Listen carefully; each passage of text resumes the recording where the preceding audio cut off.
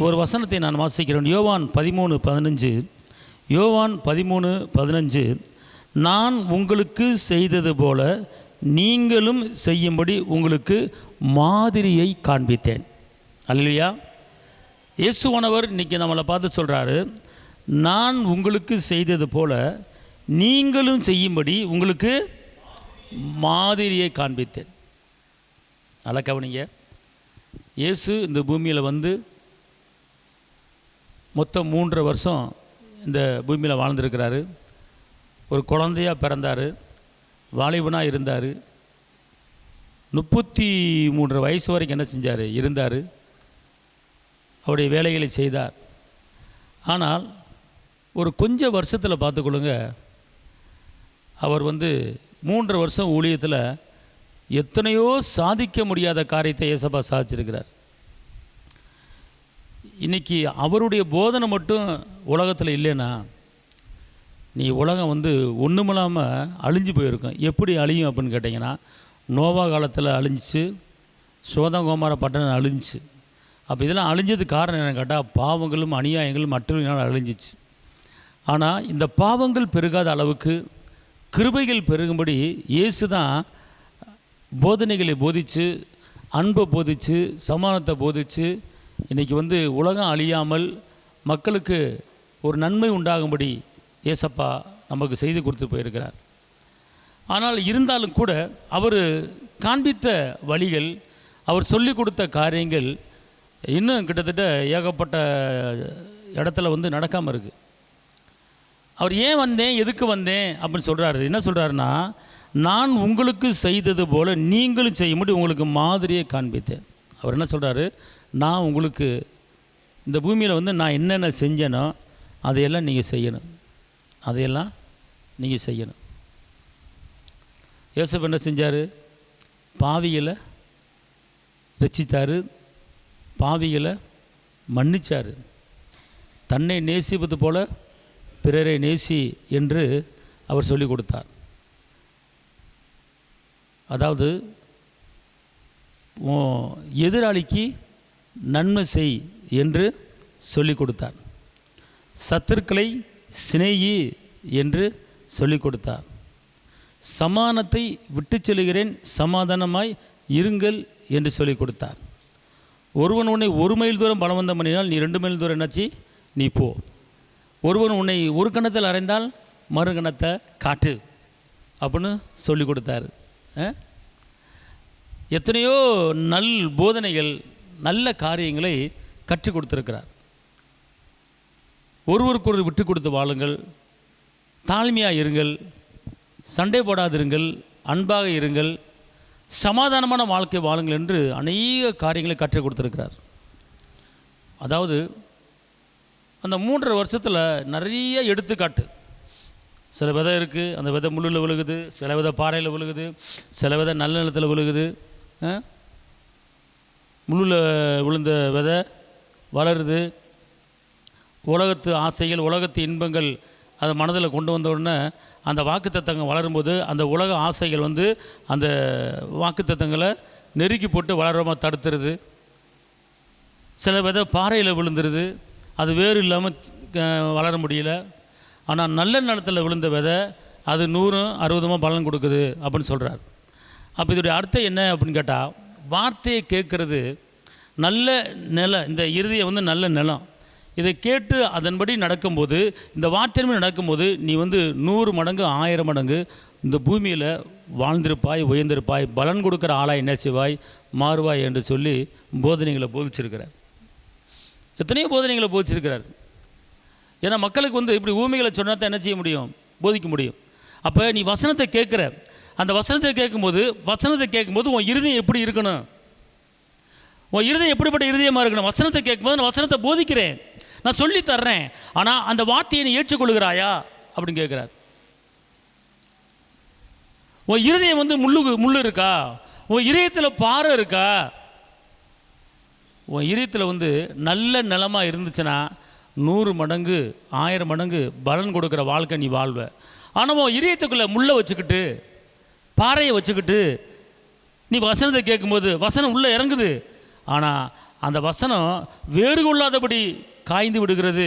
அந்த வசனம் வளரும்போது உலக இன்பம், உலக ஆசை நெருக்கி போடுகிறது. இதனால தான் அநேக மக்கள் என்ன செஞ்சிடறாங்க, விழுந்து போயிடுறாங்க.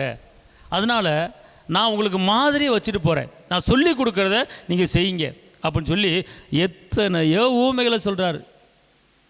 அது மாத்திரமில்ல, லூக்கா 6 சொல்கிறாரு, என்னிடத்தில் வந்து என் வார்த்தையை கேட்டு அதன்படி செய்கிறவன் யார் என்று நான் யாருக்கு ஒப்பிடுவேன். லூக்கா 6:46 சொல்லுது, என்னை ஆண்டவரே ஆண்டவரே என்று சொல்லுகிறீர்கள், நான் சொல்லுகிறபடி நீங்கள் செய்யாமல் போகிறது என்ன? அப்போ ஒரு ஊமை சொல்கிறாரு. என்ன சொல்கிறாருன்னா, என்கிட்ட வாங்க, வந்துட்டு என்னிடத்தில் வந்து என் வார்த்தையை கேட்டு அதன்படி செய்கிறவன் கண் மலையில் அஸ்திவாரம் போட்டவனாக இருக்கிறான், அதன்படி செய்யாதவன் மண்ணில் அஸ்திவாரம் போட்டவனாக இருக்கிறான். ஆனால் உனக்கு என்னைக்குனாலும் ஒரு நாள் சூறாவளி காற்று வரும், புயல் காற்று வரும், சுனாமி வரும். அந்த நேரத்தில் உன் வீடு அழியக்கூடாது, உன் வீடு நிற்கணும். அப்போனா நீ சத்தியத்தை எப்படி கேட்டிருக்க அப்படின்னு கேட்டால், கட்பாறையில் வீடு கட்டினது போல் நீ சத்தியத்தை கேட்டு அதன்படி நடந்தாயானால், பிரச்சனை உன் மேலே மோதினாலும், விளைவின உன் மேலே மோதினாலும் உன் வீடு என்ன செய்யாது, அழியாது, ஒழியாது, நிற்கும். ஆனால் என் வார்த்தையை கேட்டுட்டு அதன்படி செய்யாமல் நீ வாடு எனக்கனான மனம் போன போக்கில் இருந்தேன்னா, திடீரென்று ஒரு சூறாவளி காற்று அடிக்கும் போது உன் வீடு மோதிருன்னு சொல்லி லூக்கா 6:46, 46, 47, 48 சொல்லப்பட்டிருக்கிறது. எவ்வளோ அழகாக உண்மையை சொல்கிறார் பாருங்க. நான் உனக்கு போதிக்கிறேன், நான் உனக்கு சொல்லித்தரேன், ஆனால் நீ கேட்குறையா கேட்கலையா? நீ கேட்டு அதன்படி நடந்தால், இந்த உலகம்னு இருந்தால் சூறாவளி காற்று அடிக்க தான் செய்யும், கடல் இருந்தால் கடல் கொந்தளிப்பு வரத்தான் செய்யும், கடல் அலை வரத்தான் செய்யும். அதுபோல் இந்த உலகத்தில், இந்த பூமியில் நீ எப்படிப்பட்ட வாழ்க்கை வாழ்ந்தாலும் பிரச்சனை இல்லாமல் இருக்காது, விளைவினை இல்லாமல் இருக்காது, போராட்டம் இல்லாமல் இருக்காது. என்றைக்கினாலும் போராட்டம் உன் குடும்பத்தை தாக்கும், என்றைக்கினாலும் பிரச்சனை உன் குடும்பத்தை தாக்கும். ஆனால் அது உன் மேலே, அந்த பிரச்சனை உன் மேலே மோதினாலும் நீ அசைக்கப்படாமல் நிற்ப. அது நிற்கிறதுக்கு என்ன செய்யணும் அப்படின்னு கேட்டிங்கன்னா, நீ தேவனுடைய வார்த்தையை கேட்டிருக்கணும், கேட்டு அதன்படி என்ன செய்யணும், நடந்திருக்கணும், அதன்படி நடந்திருக்கணும். அப்போ தான் நம்ம வாழ்க்கை விழாமல் நிற்கும் அப்படின்னு உண்மையை கற்றுக் கொடுத்துருக்கிறார். அப்போ இதன்படி நம்ம என்ன செய்கிறோம், செய்கிறோமா? அதான் இயேசுவை சொல்கிறார், நான் வந்து உங்களுக்கு மாதிரியை காண்பிச்சிட்டு போகிறேன், நீங்கள் எப்படி நடக்கணும், எப்படி இருக்கணும், ஒரு ஒரு ஒரு மாதிரியை சொல்லி கொடுத்துட்டு போகிறேன், அதன்படி தான் நீங்கள் நடக்கணும்னு சொல்லி இயேசுப்பா போதித்த போதனைகளை பைபிளில் எழுதி வச்சுருக்கிறாங்க, பரிசுத்தாவியானவர் எழுதி வச்சுருக்கிறார். இது எதுக்கு படிக்கிறோம் அப்படின்னு கேட்டால், இதன்படி நடப்பதுக்கு. சங்கீதத்தில் சொல்லப்பட்டிருக்கு, இரவும் பகலும் வேதத்தில் தியானமாக இருக்க மனுஷன் பாக்கியவான், அவன் நீர்க்கால ஓரமாய் நடப்பட்ட இலையை உதிராக்கிற மரத்தை போல செழித்தொங்கி வளருவான். அப்போ இரவும் பகலும் பைபிளை படிக்கணும், இரவும் பகலும் பைபிளை தியானிக்கணும். அப்படிப்பட்ட ஒரு மனுஷன் யாராக இருந்தாலும் அவன் வாழ்க்கை, அவன் குடும்பம், அவன் எதிர்காலம் நீர்க்கால ஓரமாக நடப்பட்ட ஒரு இலை உதிராது இருக்கிற ஒரு மரத்தை போல் அவன் குடும்பம் இருக்குமா? நம்முடைய மரத்தில் இலையை உதிராதான், பிரச்சனையும் இலை உதிரன்னு என்ன அர்த்தம்? இலை உதிர மரம் என்ன ஆயிரும், பட்டு போயிடும். அப்போ நம்ம பட்டு போயிடக்கூடாது, நம்ம வாழ்க்கை என்ன செஞ்சிடக்கூடாது, மொட்டை மரமாக பட்டு போயிடக்கூடாது. நம்ம மரம் செழித்தோங்கி இருக்கணும், பார்க்க அழகாக பச்சை பச்சைன்னு கலகலகலன்னு இருக்கணும், எங்கே பார்த்தாலும் பச்சையாக இருக்கணும் நம்ம மரம். அப்போ அதுக்கு என்ன செய்யணும், அப்புறம் என்ன அர்த்தம்னு கேட்டிங்கன்னா, நம்ம குடும்பத்தில் நம்ம பிள்ளைய நம்ம கையில் செய்கிற எல்லா காரியமே அது செழிப்பாக, அது உயர்வாக, அது மேன்மையாக இருக்கும். யாருக்கு அப்படின்னு கேட்டால், இரவும் பகலும் வேதத்தில் தியானமாக இருக்க மனசு. இதைத்தான் இயேசுப்பா நம்மளுக்கு கற்றுக் கொடுத்துருக்கிறார். இதை நம்ம கரெக்டாக ஃபாலோ பண்ணிட்டு போனோம்னா, இந்த உலகத்தில் யார் உயர்த்துறாங்களோ உயர்த்தலையோ, கர்த்தர் நம்மளை என்ன செய்வார், உயர்த்தி மேன்மையாக்குவார். அது மாத்திரமல்ல, 1 பேதுரு 2:21, 1 பேதுரு 2:21, இதற்காக நீங்கள் அழைக்கப்பட்டு இருக்கிறீர்கள், ஏனெனில் கிறிஸ்துவும் உங்களுக்காக பாடுபட்டு நீங்கள் தம்முடைய அடிச்சுவடை தொடர்ந்து வரும்படி உங்களுக்காக மாதிரியை என்ன செஞ்சார், மாதிரியை. இங்கே இருங்க, நீங்கள் எதுக்காக அழைக்கப்பட்டிருக்கீங்க? 1 பேதுரு 2:21 எதற்காக நீங்கள் அழைக்கப்பட்டிருக்கீங்க அப்படின்னு கேட்டால், அதாவது அவருடைய மாதிரியை பின்பற்றி செல்லும்படி, என்ன அவருடைய அடிச்சுவடுகளை, அவர் வந்து அவர் கால் வச்சு நடக்கிறான்னு வச்சுக்கொள்ளுங்க, அந்த பாதத்து மேலே அந்த அடிச்சுவடு இருக்குது தெரியுமா, அந்த அந்த நிழலில் தான் நம்ம என்ன செய்ய நடந்து போகணும். அவர் பின்னால் தான் நம்ம நடந்து போகணும், அவர் வழியில் தான் நம்ம நடந்து போகணும். அப்போ அதான் சொல்கிறேன், என்னுடைய அடிச்சுவடுகளை பின்பற்றி செல்லுங்கள் அப்படிங்கிறார். அப்போ நான் இன்றைக்கி இல்லை சூழ்நிலையில், இன்றைக்கி பைபிள் படி இன்றைக்கி எல்லாம் நடக்கிறாங்களா, தேவனுடைய வார்த்தையின்படி எல்லாம் நடக்கிறாங்களா அப்படிங்கிறத நம்ம ரொம்ப கவனித்து என்னாச்சும் நடக்கணும் பார்த்துக்கணும். விட்டு கொடுத்து வாழ்கிற வாழ்க்கை வேணும் நமக்கு. தாழ்மைக்கு கிடைக்கும் பலன் ஐஸ்வர்யமும் கனமும் மகிமையும் ஜீவனும். நம்முடைய வாழ்க்கையில் தாழ்மை இருக்கணும், ஒருத்தருக்கு ஒருத்தர் விட்டு கொடுத்து வாழணும். பொறாமைகள் இருக்கக்கூடாது, வன்கண் இருக்கக்கூடாது, கசப்பு இருக்கக்கூடாது, மேட்டின்மை இருக்கக்கூடாது, பெருமை இருக்கக்கூடாது. இது இல்லாமல் வாழணும். இதெல்லாம் இருந்தால் இது இவருடைய அடிச்சுவலை பின்பற்றி செல்லலை, அவனுடைய காரியத்தை பின்பற்றி செல்கிறோம். கசப்பு யார் உடையது? பிசாசு உடையது. பிரிவினை யாருடையது? அவனுடையது. சண்டை யாருடையது? அவனுடையது. பொறாமை யாருடையது? அவனுடையது.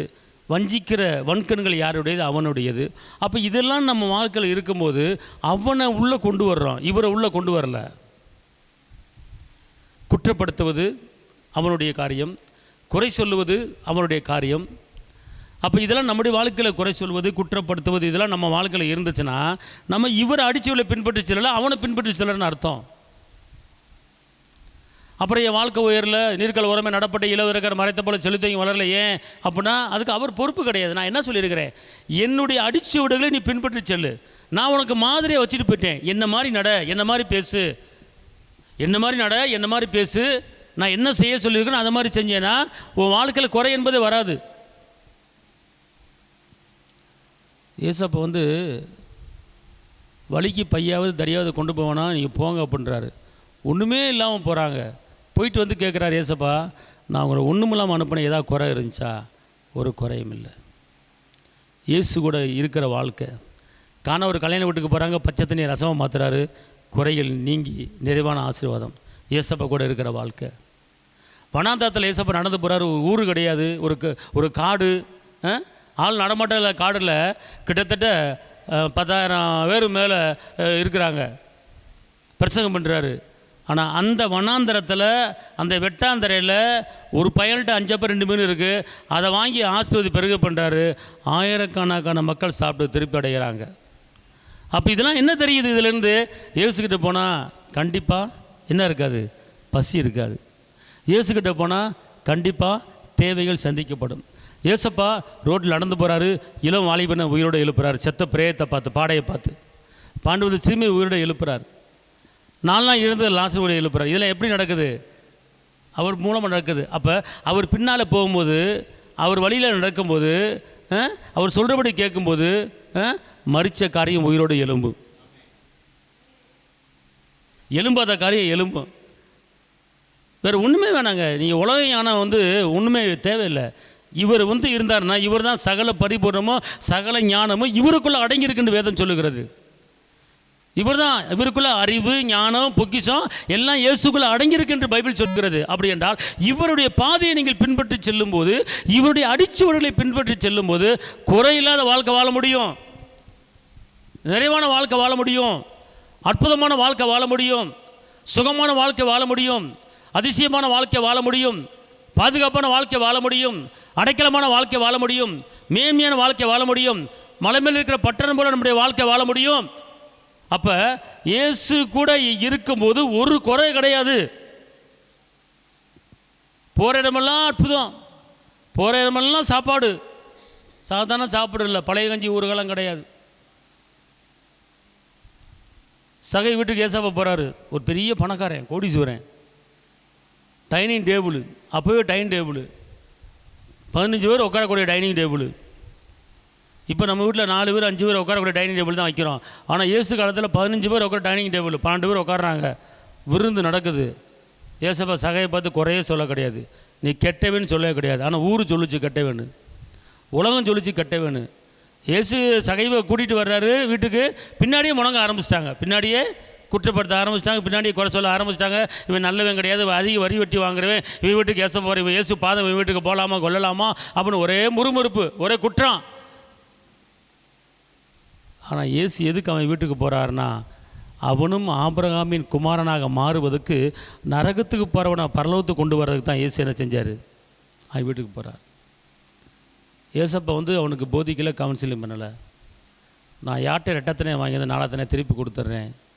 ஏசப்பா தான் சொல்கிறாரு, இவனும் ஆபிரகாமின் குமாரன். ஏசப்பா போராட்டம் போனால் கெட்டவனை நல்லவனை மாற்றிட்டே போகிறாரு. குறைய போகிற நிறைவாக மாற்றிட்டே போகிறாரு. காண ஒரு கல்யாண வீட்டுக்கு போகிற பச்சை தண்ணி ரசமாக மாறுது, வனாந்தல் 5 அப்பம் 2 மீனாக மாறுது, மீன் வாயில் பணம் வருது வரி கட்டுறதுக்கு. அப்போ இது என்ன நடக்குது அப்படின்னு கேட்டிங்கன்னா, இயேசு கூட இருக்கும்போது ஒரு குறை இருக்காது. அப்போ அதான் சொல்கிறாரு, என் வழியில் நீ வந்தேனா, என் பாதையில் நீ போனேனா உன் குடும்பத்தில் ஒரு குறை இருக்காது.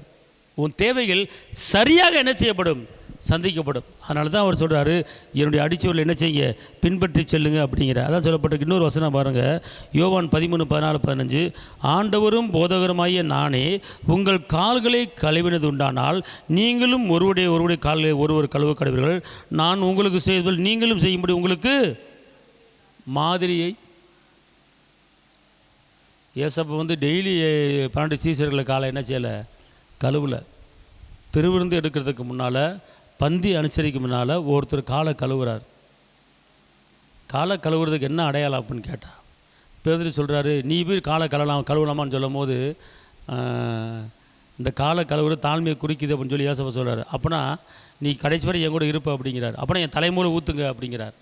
அது ஏசப்பா சொல்கிறாரு, இந்த காலை கழுவுனா போதும், உன் உடம்பு ஃபுல்லாக கழுவுனதுக்கு அடையாளம் அப்படிங்கிறார். புரியுதா உங்களுக்கு? அப்போ அவர் இரட்சகர், பிதாவின் குமாரர், சாதாரண ஒரு 12 சீடரில் காலை கழுவுறார், கழுவி துடைக்கிறார். ஏன் இந்த மாதிரியை காண்பிக்கிறாருன்னா, நீ என்ன செய், அதாவது காலில் விழுகிறதுக்கு உண்டான ஒரு பணிவு, காலில் விழுகிறதுக்கு உண்டான ஒரு தாழ்மை வேறு எதுவுமே கிடையாது. அதை காமிச்சிட்டு போயிட்டார் ஏசப்பா.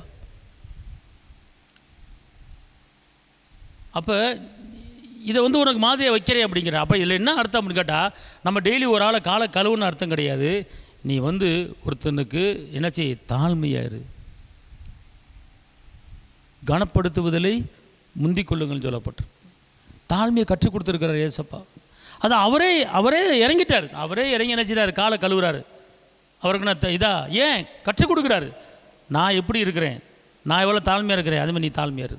காலை கழுவுறதுக்கு என்ன அர்த்தம்னு கேட்டால், தாழ்ந்து போ, விட்டு கொடுத்து போ, எதிராத, எதிர்த்து பேசாத, தாழ்மையாரு. அதான் நீதிமொழிகள் 22:4, தாழ்மைக்கு கிடைக்கும் பலன் ஐஸ்வர்யமும் கனமும் மகிமும் சொல்லப்பட்டிருக்கு. புரியுதா உங்களுக்கு?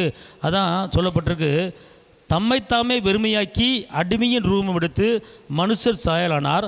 அவர் மனது ரூபமாய் காணப்பட்டு மரண பரியந்தம், அதாவது சிலுவையில் என்ன செஞ்சார், மரண பரியந்தம் கீழ்ப்படிந்தவர் தம்மைத்தான் என்ன செஞ்சார், தாழ்த்தினார். பிலிப்பியர் 2:7-8 சொல்லுது, மரண பரியந்தம். அவர் இந்த பூமியில் உயிரை விடுற வரைக்கும் மரண பரிந்த கீழ்ப்படிந்தவரை தம்மைத்தாம் என்ன செஞ்சார், தாழ்த்தினார் சொல்லப்பட்டு. 2 காரியம் பிலிப்பியர் 2:7-8 கீழ்ப்படிந்தார், தாழ்த்தினார். ஏசப்பா இங்கே இருங்க, அவ்வளோ பெரிய தகப்பன் கீழ்ப்படிந்தார். இன்றைக்கி அவருடைய அடிச்சோடு பின்பற்றி செல்லணும். நம்ம என்ன செய்யறோன்னா, கீழ்ப்படிதல் நமக்கு வேண்டும், தாழ்மை நமக்கு வேண்டும். நமக்கு நடக்கையில் தாழ்மை இருக்கணும், பேச்சில் தாழ்மை இருக்கணும், புகையில் வருகையிலும் தாழ்மை இருக்கணும். இந்த தாழ்மை இருந்தால் தான் அவருடைய அடிச்சொல்லை பின்பற்றி செல்வது. புரியுதுங்களா உங்களுக்கு? அப்போ என்ன செய்யணும், முதல் நம்முடைய குடும்பத்தில் கீழ்ப்படிதல் தேவை. உனக்கு ஆயுசு நாட்கள் பெருகும்படி தாயும் தகப்பனை கனம் பண்ணு. ஒரு தாயோ தகப்பனா இங்கே போகாத, இங்கே போ, இதை செய், இதை செய்யாத அப்படி சொன்னாங்கன்னா பிள்ளைங்க என்ன செய்யணும், கீழ்ப்படியணும். அப்படி கீழ்ப்படிஞ்சு நடந்தாங்கன்னா இயேசுவின் போதனை ஏற்றுக்கொள்கிறார்கள், இயேசுவின் அடிச்சொல்லை பின்பற்றி செல்கிறார்கள். எனக்கு எல்லாம் தெரியும், வேலையை பாரு அப்போனா சரி, இயேசுவின் அன்பை நீங்கள் பின்பற்றி செல்லலை, இயேசுவின் அடிச்சொல்லை பின்பற்றி செல்லலை. அதாவது ஒரு தாயும் தகப்பனை கனம் பண்ணுன்னு சொல்லி சொல்லிட்டார்.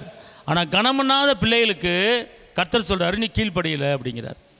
அப்போ என்ன நீ பின்பற்றி செல்லலை அப்படிங்கிறார்.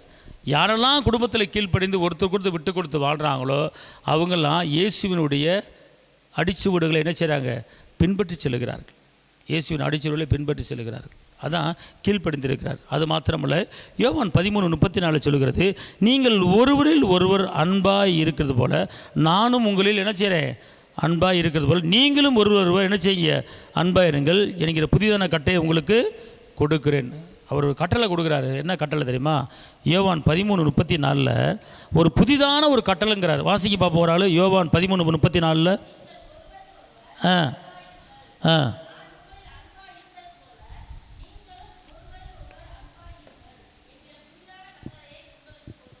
அல்லேலூயா. பாருங்கள், நான் எப்படி உங்கள் மேலே அன்பாக இருந்தேன், அதுபோல் நீங்களே எல்லாரும் மேலே என்ன செய்யுங்க. இதுதான் அவர் கற்றுக் கொடுக்குற பாடம், இதுதான் அவர் கற்றுக் கொடுக்குற ஒரு போதனை, இதுதான் அப்படி அடிச்சு உள்ளே பின்பற்றி செல்லணும், இதுதான் அவர் மாதிரி வைத்து போகிற ஒரு காரியம். நம்ம என்ன செய்யறது கிடையாது, கேட்கறது கிடையாது. அதாவது நான் எப்படி எல்லாரும் மேலே அன்பு வச்சேன், அதாவது எப்படி அன்பு வச்சாருன்னா அந்த அன்பை விளங்க பண்ணார். பிதா தன் ஒரே பேரான குமாரனை பூமிக்கு அனுப்பி நம்ம மேலே வச்ச அன்பை என்ன செஞ்சார், ரோமில் போட்டிருக்கு, பிதா தன் ஒரே பேரான குமாரனை பூமிக்கு அனுப்பி அடிக்க ஒப்பு கொடுத்தாரு. இதிலிருந்து என்ன தெரியுது, நான் அன்பை என்ன செஞ்சிட்டேன், விளங்க பண்ணிட்டேன். அன்பாக இருக்கிறது என்பது பெரிய காரியம் கிடையாது, நம்ம மீட்டெடுக்கும்படி, நம்ம பாவ கரைகளை கழுவும்படி பிதா குமாரனை ஒப்பு கொடுத்தார். நீ ரத்த சிந்தனை தான் என் பிள்ளைகளுக்கு விடுதலை, நீ ரத்த சிந்தனை தான் என் பிள்ளைகளுக்கு மீட்பு, நீ ரத்த சிந்தனை தான் என் பிள்ளைகள் சாபம் உடையும், நீ ரத்த சிந்தனை தான் மரணத்துக்கு அதிகாரியான பிசாசை அழிக்க முடியும். அதனால் அன்பை விளங்க பண்ணு. ஒப்பு கொடுத்தார், அடிக்க ஒப்பு கொடுத்தார், காரியம் முயல்பட ஒப்பு கொடுத்தார், அன்பை விளங்க பண்ணார். தாழ்மையை குறிக்கிறது. அப்போ அதான் சொல்கிறார் பார்த்துங்க இந்த வசனம், நீங்கள் ஒருவரில் ஒருவர் அன்பாக என்ன செய்யுங்க. வாசிங்க பார்ப்போம் திருப்பி. ஆ ஆ புதிய கட்டளையே உங்களுக்கு அவர் கட்டளை கொடுக்குறார். நான் சொல்லுகிறபடி நீங்கள் செய்யுங்க. ஒருவரில் ஒருவர் அன்பாக இருங்கள். அப்படின்னா இன்றைக்கி நம்ம குடும்பத்தில் 4 பேர் 5 பேர் இருக்கணும்னா 5 பேர்த்துக்குள்ளே என்ன செய்யணும், அன்பு இருக்கணும், சமாதானம் இருக்கணும், இரக்கம் இருக்கணும், தயவு இருக்கணும், விட்டு கொடுக்குற மனப்பான்மை இருக்கணும், தாழ்மை இருக்கணும். இதுதான் அவருடைய கற்பனை. இந்த போதனை இயேசு வருவதற்கு முன்பாக இப்படிப்பட்ட போதனை இல்லை. இயேசு எப்போ வந்தாரோ பூமிக்கு, அப்போது இப்படிப்பட்ட போதனைகளை போதிச்சனால தான் மக்கள் வாழ்ந்து கொண்டு இருக்கிறாங்க. இல்லைன்னா அநியாயம் அட்டூழியம் பெருகிட்டே போகும். இந்த போதனை தான் இன்றைக்கி உலகம் நிற்கிது. இந்த போதனை தான் இன்றைக்கி எல்லா மக்களும் நல்லபடியாக இருக்கிறாங்க. இந்த போதனை மட்டும் இல்லைன்னு வச்சுக்கொள்ளுங்க.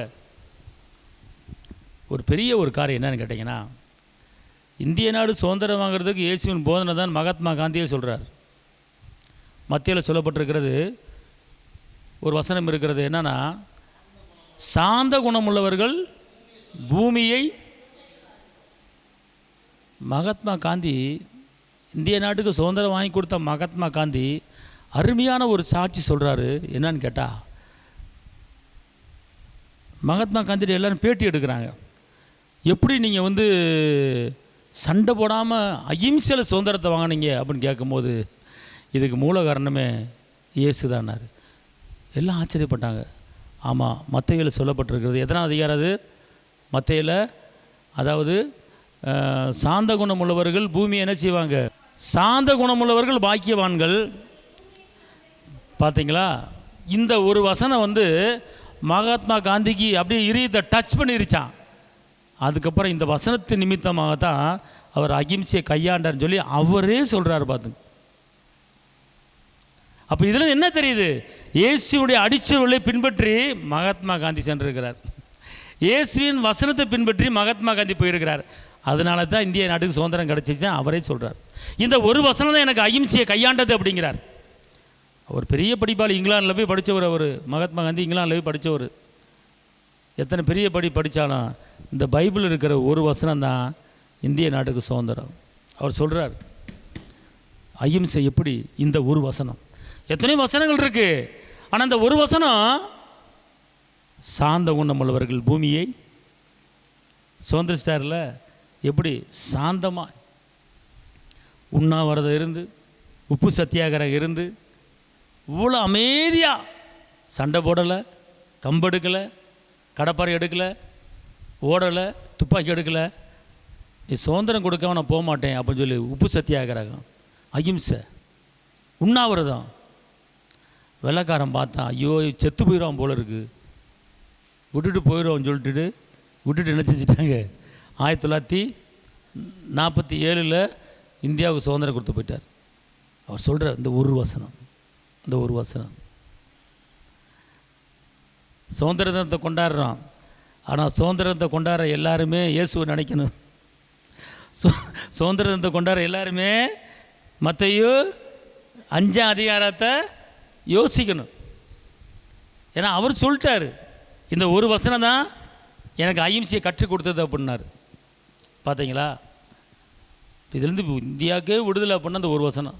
எத்தனை வசனம் இருக்குது, அந்த ஒரு வசனம் இதயத்தை டச் பண்ணியிருக்கு. அப்போ ஒரு நாட்டே சுதந்திரம் வாங்கி கொடுத்த ஒரு வசனம் காப்பாற்றிருக்கேன்னா, இன்றைக்கி நம்ம குடும்பம் கஷ்டம், நஷ்டம், வேதனை, நெருக்கம் அதெல்லாம் மாற்றி அமைக்க இந்த வசனம் முடியுமா முடியாதா? முடியும். அதுக்கு தான் என்னுடைய அடிச்சுவடுகளை பின்பற்றி செல்லுங்கள் என்று சொல்லப்பட்டிருக்கிறது. லூக்கா 21:34 சொல்லுகிறது, பிதாவே இவர்களுக்கு மன்னியும், தாங்கள் செய்கிறது என்னதென்று அறியாதிருக்கிறார்களேன்னு சொல்கிறாரு. அடுத்து இன்னொரு வசனம் கொலோசியர் 3:13, ஒருவர் தாங்கி ஒருவர் பேரில் ஒருவருக்கு குறைபாடு உண்டானால் கிறிஸ்து உங்களுக்கு மன்னித்தது போல ஒருவருக்கொருவர் மன்னிங்க. குறை இல்லாத மனுஷன் கிடையாது. எந்த மனிதனாக இருந்தாலும் ஏதாவது ஒரு குறை இல்லாமல் இருக்காது. ஏதாவது ஒரு குறை இல்லாமல் இருக்காது. ஆனால் இப்போ நம்மளாம் குறை செஞ்சவங்க தான். ஆனால் ஏசு சொல்கிற, நான் உன்னை மன்னிச்சிட்டேன்ல, நான் உன்னை மன்னிச்சிட்டேன், நீ மன்னி அப்படிங்கிறார். கர்த்தர் சொல்கிறாரு, அதாவது நான் மன்னித்தது போல் நீ என்ன செய்ய இந்த பூமியில் மன்னித்து வாழு. தவறு செய்கிறவர்கள் நிறைய பேர் இருக்கிறாங்க. ஆனால் அந்த தவறை நீ நினச்சி சுட்டி காட்டி நீ அவனை ஒரு குற்றவாளியாக நீ பார்க்காத, அவனை ஒரு பாவப்பட்ட மனிதனை பார்க்காத, ஒரு தவறு பண்ணின மனிதனை பார்க்காத. நான் என்ன பண்ணிட்டேன், ரத்தத்தை சிந்தி அவன் பாவத்தை மன்னிச்சிட்டேன். அப்போ நீ மன்னிக்கணுமா வேணாமா? அதான் இங்கே சொல்லப்பட்டிருக்கு, ஒருவர் என்ன செய்யணுமா, ஒருவரை தாங்கணும். ஒருவன் பேரில் உங்களுக்கு குறை உண்டானால் அந்த கிறிஸ்து உங்களுக்கு மன்னித்தது போல ஒருவர் மன்னி. அப்போ இன்றைக்கி நம்ம மன்னிச்சு வாழணுமா வேணாமா? அல்லேலூயா. அவன் அப்படி சொல்லிவிட்டான், நான் அவன்கிட்ட பேசவே மாட்டேன் அப்படிங்கன்னா நீங்கள் மன்னிக்கலை, இவர் பேச்சை நீங்கள் கேட்கலன்னு அர்த்தம். மார்க் 9 சொல்கிறாரு, நீ நின்று ஜெபம் பண்ணும்போது ஒருவன் பேரில் உனக்கு குறை இருக்குமானால் அந்த குறையை மன்னிச்சு விட்டு என்ன செய்ய ஜெபி அப்படிங்கிறார். ஜெபம் பண்ணுவதற்கு முன்னால் மன்னிக்கிற ஒரு தன்மை உனக்கு இருக்கணும். நீ மன்னிக்காமல் ஜெபிக்கும் போது அந்த ஜெபத்துக்கு பதில் வராது அப்படிங்கிறார். புரிதான்ங்கிறங்களேன். ஏசப்பா அழகாக மாதிரியை வச்சுட்டு போயிட்டார். இதை நம்ம ஃபாலோ பண்ணோம்னா, இதை கரெக்டாக கடைபிடிச்சு நடந்தோம்னா நம்ம வாழ்க்கையில் ஒரு பிசுறு கூட இருக்காது, ஒரு குறை கூட இருக்காது. நிம்மதியான வாழ்க்கை, சமாதானமான வாழ்க்கை, சிலுவையில் வாங்கி கொடுத்த அந்த வெற்றியை நம்ம வாழலாம். ஆமேன். அதனால் மாதிரியை பின் வச்சு போயிருக்கிறாரு. இந்த மாதிரிபடி நம்ம நடப்போம். நம்ம குடும்பத்தில் எப்படி இருக்கிறோம், நம்ம வேலை செய்கிற இடத்துல எப்படி இருக்கிறோம், நண்பர்கள் மத்தியில் எப்படி இருக்கிறோம், அக்கம் பக்கத்தில் எப்படி இருக்கிறோம், அது எல்லாம் இதன்படி நடக்கிறோமா என்பதை சிந்தித்து நீங்கள் நடந்து நல் வார்த்தைகளை பெற்றுக்கொண்டு நீங்கள் வாழுங்கள். கர்த்தர் உங்களை ஆசீர்வதிப்பார். உங்களுக்காக ஜெபிக்கிறேன். தகப்பனே ஏசப்பா, நன்றி உள்ளத்தோடு துதிக்கிறேன், ஸ்தோத்திரிக்கிறேன். இந்த நாளிலும் கூட ஏசப்பா, நீங்கள் மாதிரியை முன் வச்சு போயிருக்கிறீங்க. எத்தனையோ காரியங்கள் எங்களுக்கு கற்றுக் கொடுத்துருக்குறீங்க. அன்பை கற்றுக் கொடுத்துருக்குறீங்க, சமானத்தை கற்றுக் கொடுத்துருக்குறீங்க, கிருபையை கற்றுக் கொடுத்துருக்குறீங்க, தாழ்மையை கற்றுக் கொடுத்துருக்குறீங்க. ஆண்டவரே, இந்த நாளிலும் கூட தகப்பனே, உங்கள் வார்த்தையின்படி நடந்து நாங்கள் ஜெயமான வாழ்க்கை வாழும்படி எங்களை தகுதிப்படுத்துங்க. உங்களுடைய கிருபை பலன் வல்லமை கூட இருக்கட்டும். இரத்த கோட்டைகளை மறைத்துக் கொள்ளுங்கள், ஆசீர்வதிங்க, காத்துக்கொள்ளுங்கள். இயேசுவின் நாமத்தில் பிதாவே, ஆமென்.